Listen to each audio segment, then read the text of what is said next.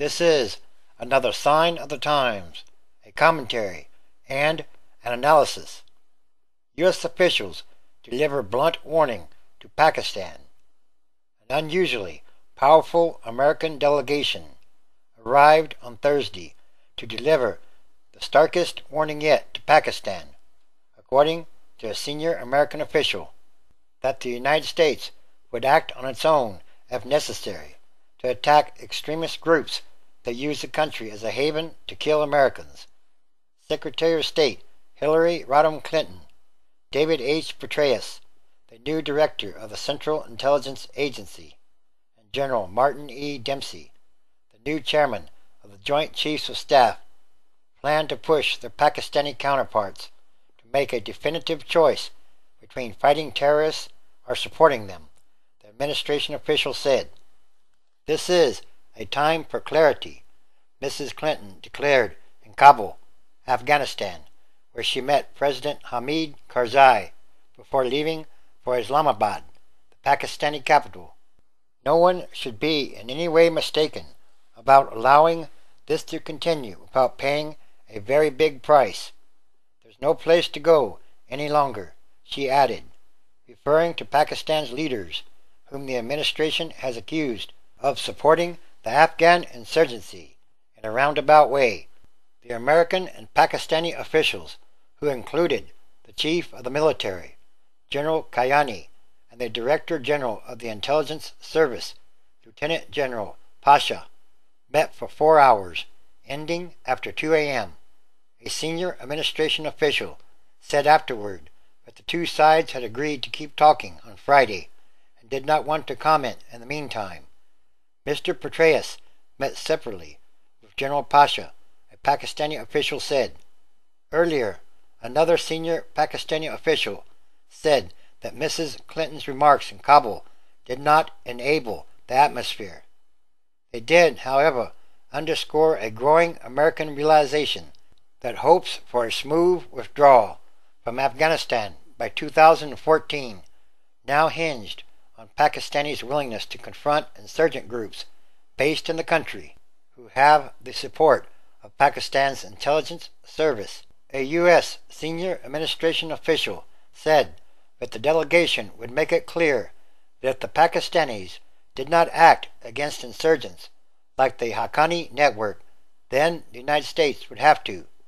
The Haqqani network uses Pakistan's tribal areas as a base and has become the most potent part of the insurgency in Afghanistan. Before stepping down last month, Admiral Mike Mullen, General Dempsey's predecessor, called the Haqqanis a veritable arm of Pakistan's intelligence service. The public accusation added to tensions in America's relationship with Pakistan, which plummeted to a new low this year as Pakistan arrested a CIA contractor and American commandos killed Osama bin Laden deep inside the country in May. The Obama administration decided to take a harder line with Pakistan in a meeting at the White House on September 29th in the wake of a 19-hour assault on the American embassy in Kabul by heavily armed insurgents linked to the Haqqani network. The senior administration official said that the administration's previous efforts to press the Pakistanis to sever support for extremists had clearly failed and now required a more confrontational approach. Soft love hasn't worked, the official said. Pakistan's response remains to be seen. In recent weeks, Pakistani officials have sent conflicting signals, both publicly and privately. The Prime Minister greeted the American delegation warmly, in contrast to a tense meeting with Mrs. Clinton and Admiral Mullen in May after the raid that killed Osama bin Laden. Pakistan's foreign minister also attended the meetings and dinner, but General Kayani and General Pasha hold different views from the Americans on how the war in Afghanistan should end and what kind of Afghanistan they would like to see after the American withdrawal. The Pakistani officials said that they wanted to see if the American delegation would present a unified front, especially on the true extent of America's support for reconciliation with opponents of Mr. Karzai's government in Kabul.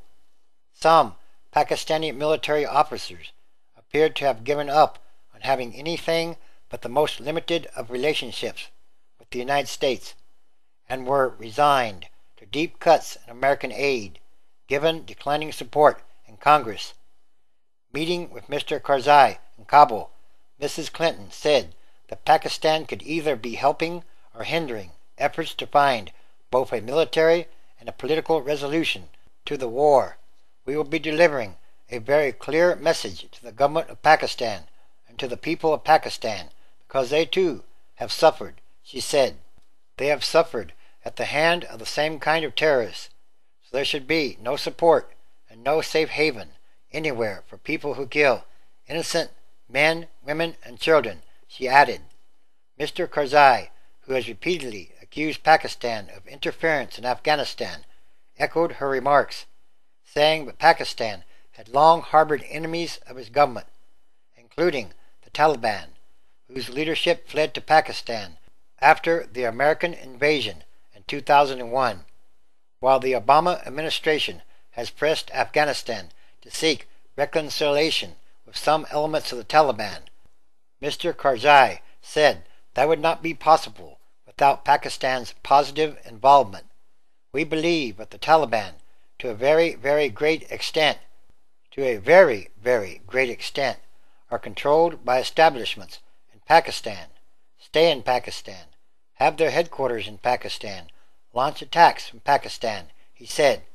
Tentative and still fruitless efforts to lure the Taliban into a peace process were dealt a serious setback when a man claiming to be a peace envoy killed the leader of Afghanistan's High Peace Council and a former president, using a bomb hidden in his turban.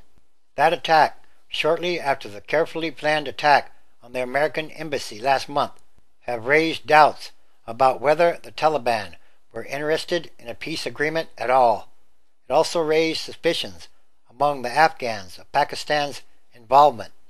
So, in conclusion, we are already fighting the Pakistanis in some kind of roundabout way, is what they're really saying, because Pakistan, through the ISI, is supporting the Taliban. The question would be then, what will be the end of all these things? What should, could, would the United States do to a nuclear-armed nation, such as Pakistan, and what will be the consequences? This, too, is another sign of the times, the end times, transition days, which is a time of extraordinary changes, happenings, and events. It's about what kind of world are we leaving to the future generations. Revelation chapter 9, verse 12. One woe is past, and, behold, there come two woes more hereafter. 13. And the sixth angel sounded, and I heard a voice from the four horns of the golden altar which is before God. 14. Saying to the sixth angel which had the trumpet, Loose the four angels which are bound in the great river Euphrates. 15. And the four angels were loosed, which were prepared for an hour, and a day, and a month, and a year, for to slay the third part of humans. 16. The number of the army of the horsemen were 200,000, and I heard the number of them. 17. Thus I saw the horses in the vision, and them that sat on them, having breastplates of fire, and of jacinth, and brimstone, and the heads of the horses were as the heads of lions, and out of their mouths issued fire and smoke and brimstone. 18. By these three was the third part of humans killed, by the fire, and by the smoke, and by the brimstone, which issued out of their mouths. 19. For their power is in their mouth, and in their tails, for their tails were like unto serpents, and had heads, and with them they do hurt. 20.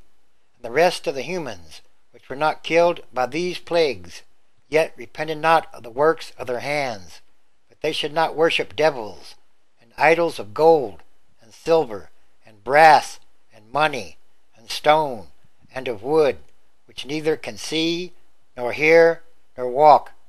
21. Neither repented they of their murders, nor of their sorceries, nor of their fornication, nor of their thefts. Yes, it's time for all these things to happen, for all prophecy to be fulfilled. Everything is connected, and everything is numbered. It's also called fate or destiny. And all these things are more signs.